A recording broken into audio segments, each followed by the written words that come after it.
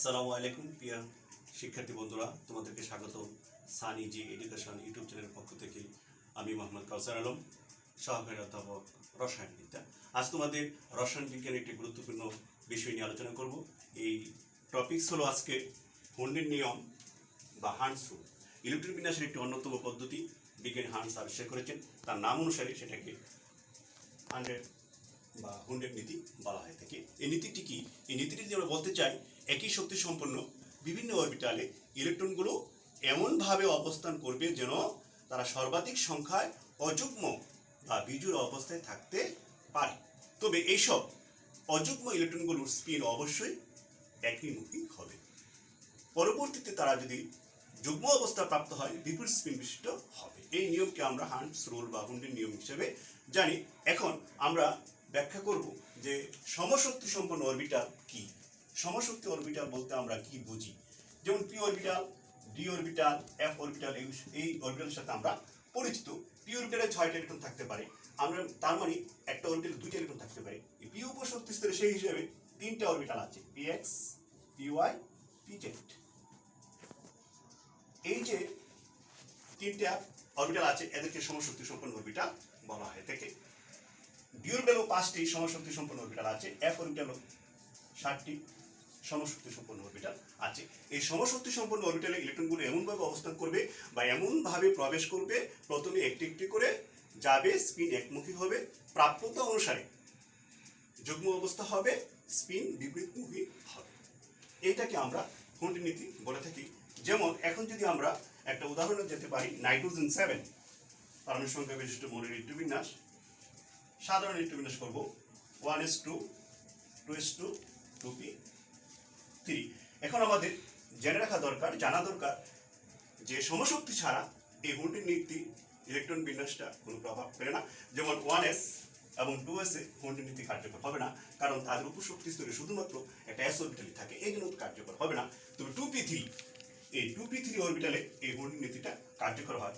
যেমন এটা যদি আমরা হান্ডস রুল অনুযায়ী ইলেকট্রন বিন্যাসটা লিখতে চাই, 1s2, 2s2, 2px, 2py, 2pz, degenerate orbital. এখানে ইলেকট্রনটা একটি একটি করে যাবে। এটা যদি আমরা বক্স আকারে লিখি বা লিখতে পারি, এই জন্য এই হান্ডস রুলকে বক্সের পদ্ধতি বলা হয়ে থাকে। যেমন নাইট্রোজেন যদি আমরা বক্স পদ্ধতি লিখতে চাই, কিভাবে লিখব?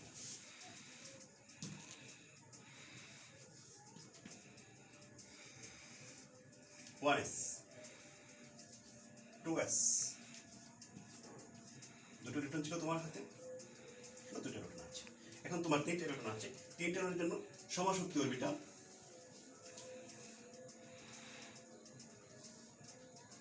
px, py, pz, তাকে তোমাকে একটি করে ইলেকট্রন দিয়ে যেতে হবে, আর ইলেকট্রন দিবে, এখানে আর ইলেকট্রন দিবে। তাদের স্পিন কিন্তু একমুখী আছে।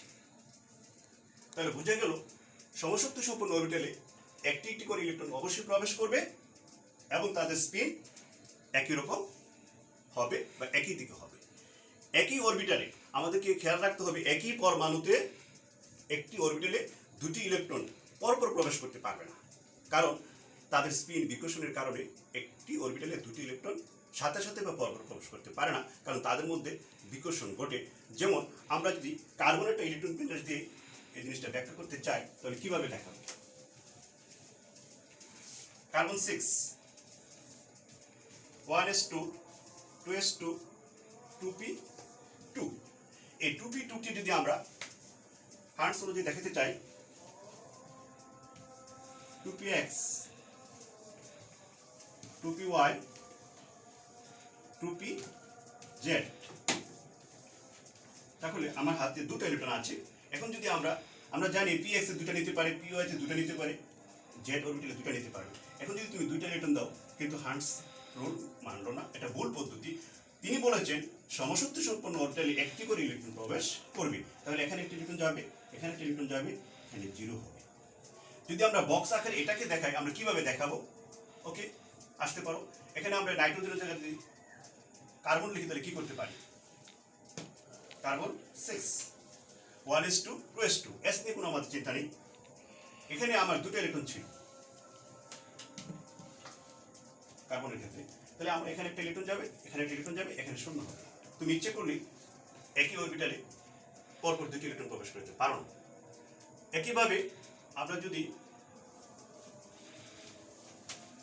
ফ্লোরিন পরমাণুতে এই ইলেকট্রন বিন্যাসটা খণ্ডিনীতে দেখাতে চাই, বক্স পদ্ধতি কিভাবে দেখাবো, ফ্লোরিন 9, তাহলে তুমি কি করবে, একটা সিঁড়ি, সুন্দর একটা সিঁড়ি তৈরি করবে, 1s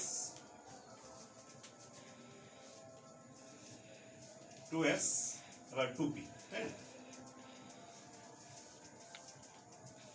সমশক্তি সম্পূর্ণ তিনটা অরবিটাল তুমি দেখতে পাচ্ছ, px py।